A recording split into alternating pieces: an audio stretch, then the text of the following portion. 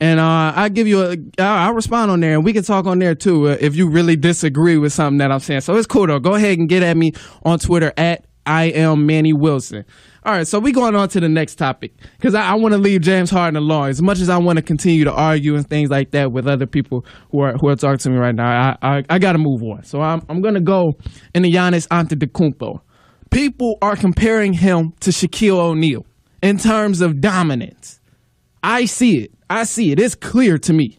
I don't know if you watch Giannis a lot, but when I watch this dude play, I see nothing but dominance. I watched him last week when they played the Philadelphia 76ers. They ended up losing the game, but Giannis dropped 52, I think, or he put up 50. The man put up 50 points. And it was a point in the game where Giannis, he literally, everybody know who Ben Simmons is, 7-foot point guard. Everybody know who Ben Simmons is. So it was a point of time in the game where Giannis Antetokounmpo literally put this man in the post and just did him so wrong, like he was a 4-year-old child. Oh, it was just ruthless. And then put it down on his head. It was nasty. And look, if you don't know who Giannis Antetokounmpo is and you want to watch his highlights, just look up the Greek Freak. Look up the Greek Freak so you can see what I'm talking about. And this dude, it's crazy. Shaq likes him as well. And people talk about is he just as dominant as Shaq was? One thing though, I will say Shaq was damn near actually he was the most dominant player I've ever witnessed in my life in terms of not being able to be stopped at all, like regardless of what you do or regardless of what you bring to this man. Shaq was that kind of player. And when I watch Giannis, I see just about the same thing. Regardless of who you put on him, he's going to score the ball. Yes, I get it. He can't shoot. And people talk about this all the time, but it really bugs me when they say, oh, well, Giannis can't shoot. He's not going to be the best scorer in the league or the best player in the league until he gets a jump shot. I agree. He does need to get a jump shot. Him and Ben Simmons both need to get a jump shot because when they get a jump shot, literally nobody is going to be able to do anything about it. Teams are going to have way more problems than what they already have with these two guys. So I agree. Yes, they both need a jump shot. But when you talk about he got to get a jump shot, sometimes people really forget about the other things that Giannis Antetokounmpo does. Like he distributes really well. He has really good post work. He can run the floor. This dude moves fast at like 7'2" or something like that, and he's freakishly long. So when you say, oh, he needs a jump shot, he's not going to be great until he gets a jump shot. Just watch a few games. Just watch a few games. I'm not going to explode. Just watch a few games of the Greek Freak. Look it up, and you will see what I'm talking about. You will see what I'm talking about when I tell you it's watching him play. It looks so easy for him just to score the ball and just dunk on somebody. Literally, if he gets you anywhere within the free throw line, you're getting dunked on. If you don't move out the way, you're getting dunked on. And I watched him. Ben Simmons is a 7-foot point guard. 7-foot point guard, great ball handling. He's a tall dude, 7 foot. I mean, I'm pretty sure you know how tall 7 foot is. That's pretty tall. And Giannis is 7 foot as well. But when I watched Giannis literally take him to the cup and baby him like a 4-year-old child, it was ridiculous. And I think after that he screamed, "He's a baby." You gotta watch it to know exactly what he said. But he threw another word in there. But he said he's a baby. He just threw the word between a and baby. It's a word I'm not gonna discuss on the air. But if you watch it, he said it, and literally that just demonstrated how strong this dude is. Like this dude one guy, the guy that he dunked on is already 7 foot, and he's a pretty big dude. But when Giannis took him to the cup and dunked on him like a little baby, it was just like you can't even be mad at him. You can't be mad at the defender because, I mean, this dude is strong. He's dominant. He can jump. He can move fast. It's like I don't. What else can we do with him? And I will say, it's tough when you have to put your center on him down in the post just so you don't have to worry about your center getting babied as much. Like they put Joel Embiid. I'm still referring to the game over on I'm still referring to the game that was against Philadelphia, but when they put Joel Embiid on Giannis Antetokounmpo in the post, it helped a little bit better. Giannis didn't baby him, and actually I believe Joel Embiid got a few stops, but it's been other centers that still has gotten babied by the Greek Freak, and it's just amazing to me. And I bring up the Greek Freak too to talk about the Eastern Conference playoffs.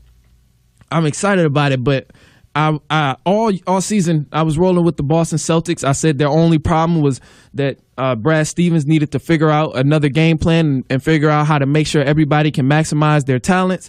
And they've been all right, but I think I'm leaving the Boston Celtics, man. I don't think I have faith in them anymore to do anything in the playoffs because of the Philadelphia 76ers. The 76ers is nice. And I knew they were good coming in, and I knew they were really nice coming in, especially after they got Tobias Harris. But it's like, man, they got so many weapons. I would not want to play that team. And I get, look, you might be a Toronto fan.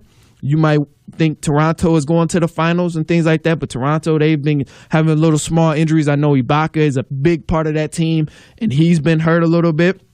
Milwaukee, I just got done talking about the Greek Freak and how dominant he is. He's amazing, but also he's missing the player Malcolm Brogdon, and Brogdon is a huge help on that team. That kid can score the ball, and he knows how to spread the floor. He can shoot the ball. So Milwaukee, they're facing a little bit of injury. Who else am I missing? Toronto? Yeah, no. The Boston Celtics. Yeah, I talked about the Celtics. I'm just losing faith in them because my only faith in the Boston Celtics right now is Kyrie Irving. I'm a big Kyrie Irving fan. That's the entire reason why I'm even like hoping the Boston Celtics do just a little bit of anything. But besides these main teams, Milwaukee, Toronto, and Celtics, nobody else is going to beat Philadelphia. It's as of right now, I believe the Pistons would have to play Philadelphia first round, and I'm a big Pistons fan, and that's one thing I don't want, man. As a Pistons fan, I much rather the Detroit Pistons play Toronto. We beat Toronto all year, 3-0 through the season. Toronto hasn't beat us at home or at their place all season, so I much rather play Toronto I am a Pistons fan, so as a Pistons fan, I much rather play Toronto. But I don't want to see Philly, man. Philly has our card. Oh, it's bad. And Joel Embiid, what he does to Drummond every time they play, it's just it's sad to watch, man. It hurts me. It hurts me to watch what he does to Drummond every single time they play. Like I really fear that if the Philadelphia Sixers play the Pistons first round, that Joel Embiid might drop 40 each game. Like, we're going to have to do something about that because Drummond can't guard that, man. And I know Drummond is confident and takes it on as a challenge, and Joel Embiid should bring out the best in him, but that's not what happens, man. Joel Embiid, we're talking about the best center in the league, and what he does to Andre Drummond, he makes him look silly, man. It's like I was talking about Giannis making Ben Simmons look like a 4-year-old child. That's exactly what Joel Embiid does to Andre Drummond. Makes him look goofy, man. And it's sad. It's sad because it happens every time they play each other. Every time.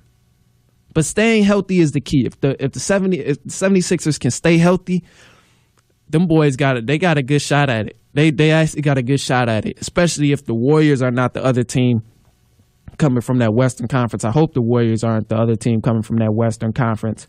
But if the 76ers stay healthy and depending on who they play coming on, because I know the Bucks, if Malcolm Brogdon returns, he'll be coming back around like the second round and things like that. He'll miss the first round of the playoffs because I think his ankle injury was about a 6-week, or I don't even know if it was an ankle injury, but it was like a 6-week outing where he had to sit and things like that. And actually, speaking of injuries, Giannis, he was out, or I think he was out the other night against the Lakers because of his ankle injury.